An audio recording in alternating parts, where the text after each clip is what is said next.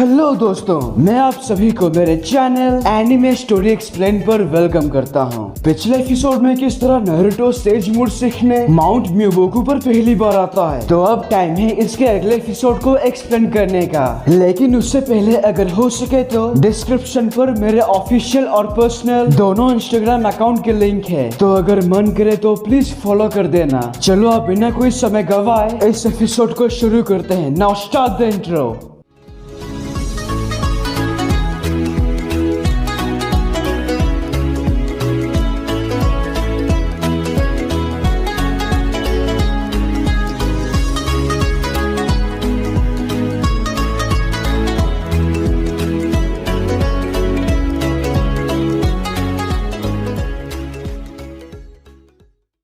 Episode के शुरुआत में जब नारुतो गलत ट्रेनिंग से मरने की खबर सुनता है।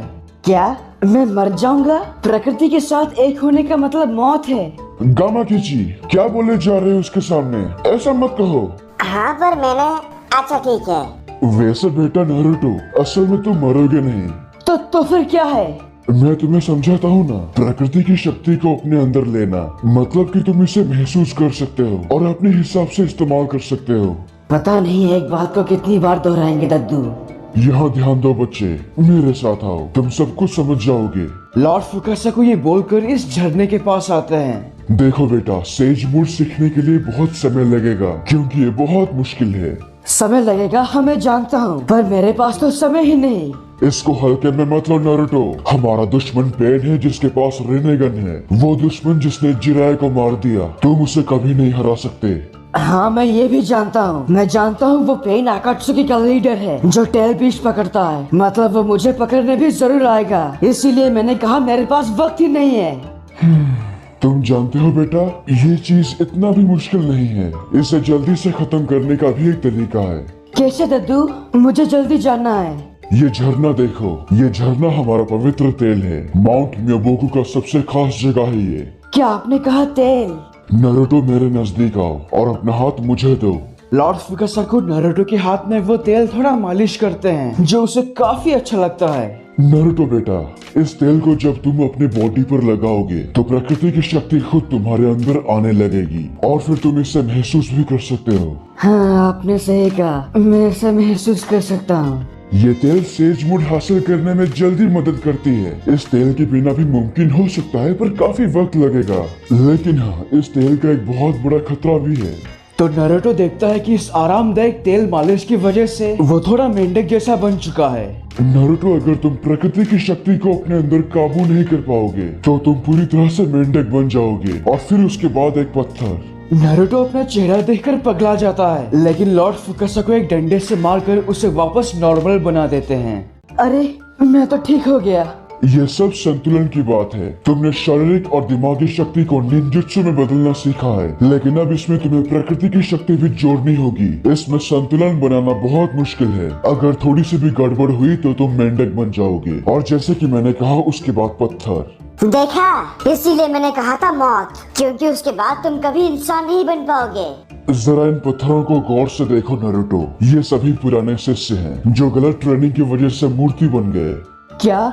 अरे बाप रे, सब के सब? पर तुम डरो मत, मैं हूँ ना तुम्हारे साथ। मेंढक बनने से पहले इस डंडे से पीट कर मैं तुम्हें नॉर्मल बना दूंगा। वैसे सच कहूँ तो बेटा जिराया भी सेज मोड में पूरी तरह से माहिर नहीं बन पाया था। सेज मोड के बाद वो भी थोड़ा थोड़ा मेंढक जैसा दिखता था। तो ठीक है, चलिए शुरू करते हैं फिर। मैं तैयार हूँ। दूसरी ओर हिडन रेन विलेज के अंदर आकात्सुकी का लीडर पेन खुद और अपने 500 आदमियों को तैयार करके नाइन टेल जिंचुरिकी को पकड़ने के लिए हिडन लीफ विलेज की ओर निकलता है। और यहाँ माउंट म्योबोकू पर नारुतो ये तेल अपने बॉडी पर लगाने के बाद अपने चारों शैडो क्लोन के साथ मेडिटेट करता है, क्योंकि अगर आपको अच्छे से याद होगा शैडो क्लोन से ट्रेनिंग और भी अच्छे से और जल्दी पूरा होता है। तो नारुतो जब भी मेंढक बनने लगता है तभी लॉर्ड फुकासा को उसे डंडे से पीट कर वापस ठीक कर देते हैं। और ऐसे ही कुछ समय तक ट्रेनिंग करने के बाद नारुतो अपने इस मेडिटेशन से आखिरकार बहुत थोड़े मात्रा में सेज मोड को हासिल कर लेता है।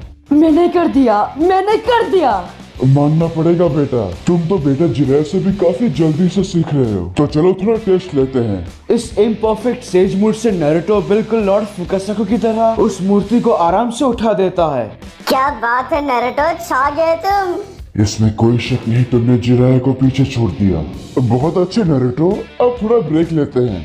दूसरी ओर आकात्सुकी के हाइडआउट के अंदर पेन और कोनन को छोड़कर बाकी के यानी ब्लैक जेत्सु, तोबी और किसामे एक टेल जिंचुरिकी किलर बीस्ट से टेल बीस्ट निकाल रहे होते हैं। पर तभी सबके सब देखते हैं कि वो असली शरीर नहीं बल्कि एक ऑक्टोपस का हाथ है। आसान भाषा में कहूँ तो किलर बी ने सब्स्टिट्यूशन जुत्सु से खुद को बचाकर इन सभी का, अब क्या बोलूं, ये देखकर किसामे, जरा देखो तो हमारे साथ प्रैंक हो गया। साला कैमरा किधर छुपा के रखा है। और एक बात बताओ, आखिर ये प्रैंक किसने किसको किया? सास्के ने हमें या उस जिंचुरिकी ने सास्के को? ऑक्टोपस का हाथ। हंसना बंद करो।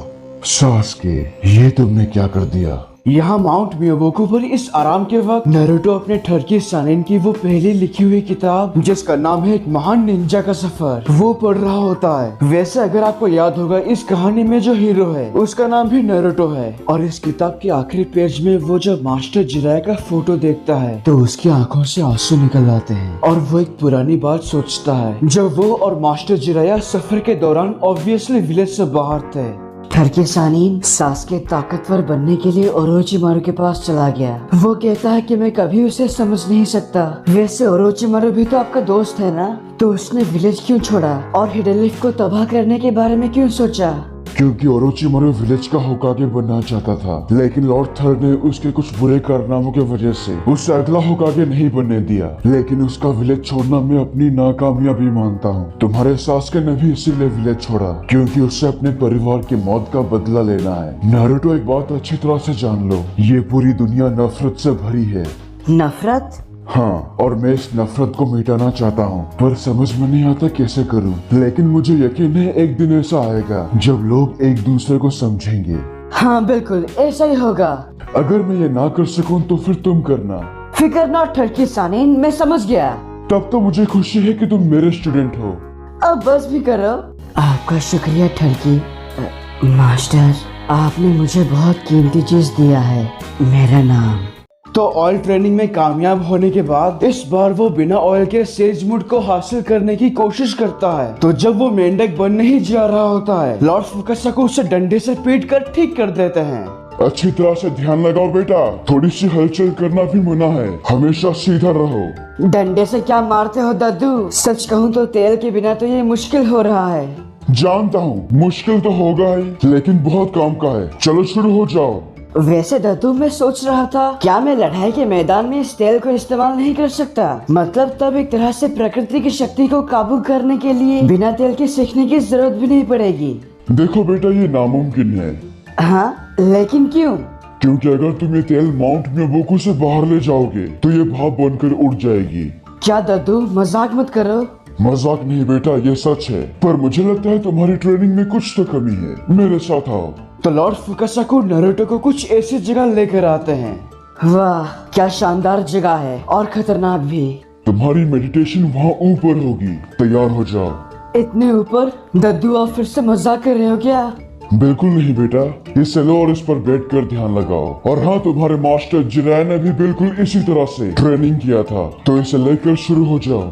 तो बिना वक्त गवाए नारुतो उस नोकीली पत्थर के ऊपर वो चट्टान रख के खुद को बैलेंस करने के साथ ध्यान लगाने की कोशिश करता है, पर ये बहुत मुश्किल है उसके लिए, इसीलिए वो बार बार गिरता है। तो वो जितनी बार भी नीचे गिरता है, लॉर्ड फुकासाकु उसको अपनी जीभ से पकड़कर बचा लेते हैं। But practice makes perfect. तो बार बार गिरकर प्रैक्टिस करने की वजह से वो फाइनली बिना हिले डुले पूरे बैलेंस के साथ ध्यान लगा पाता है और आखिरकार उसकी ऐसी ट्रेनिंग की वजह से वो प्रकृति की शक्ति को अपने अंदर काबू करके एक परफेक्ट सेज मूड हासिल करने में कामयाब हो जाता है। कमाल हो गया बच्चे, तुमने वो कर दिया जो आज तक किसी इंसान ने नहीं कर सका। तुम्हारी आंखों का बदलना ये सबूत है, तुम संपूर्ण रूप से एक सेज बन चुके हो। और गौर करने वाली बात है कि तुम थोड़ा सा भी मेंढक नहीं बने। तुमने सही मायनों में आज अपने मास्टर को पीछे छोड़ दिया।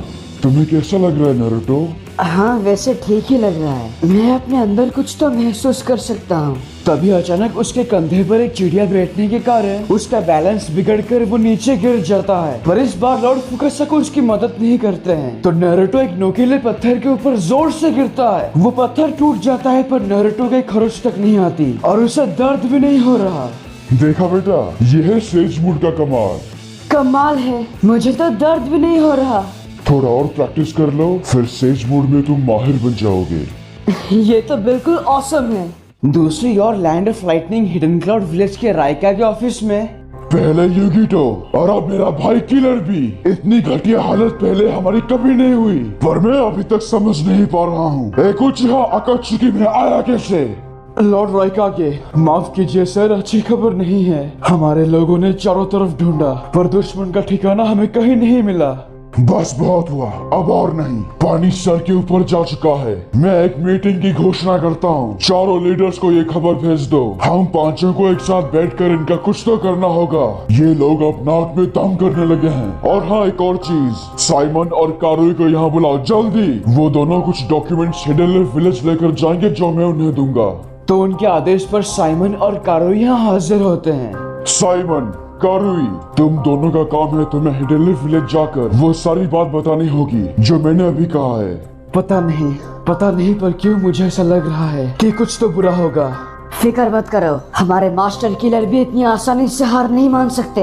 क्या तुमने ठीक से सुना नहीं कारुई? हमारे मास्टर को वो पकड़ कर ले गए। मुंह बंद रख साइमन, मैं कुछ भी बकवास नहीं सुनना चाहती। हमारे मास्टर किलर भी सबसे ताकतवर है, समझे तुम? लेकिन हमें बुरे हालातों के बारे में भी सोचना चाहिए। साइमन, बकवास बंद कर, कहा ना मैंने? बहुत हुआ तुम दोनों का। हे, तुम दोनों एक बात को अच्छी तरह से अपने दिलो दिमाग में ठूस लो। हमें किलर बी को बचाना होगा किसी भी तरह। हम उसे खो नहीं सकते, हम उसे बचाएंगे। लॉर्ड राइका जी। दोस्तों, अगले एपिसोड से शुरू होगा पेन का कहर।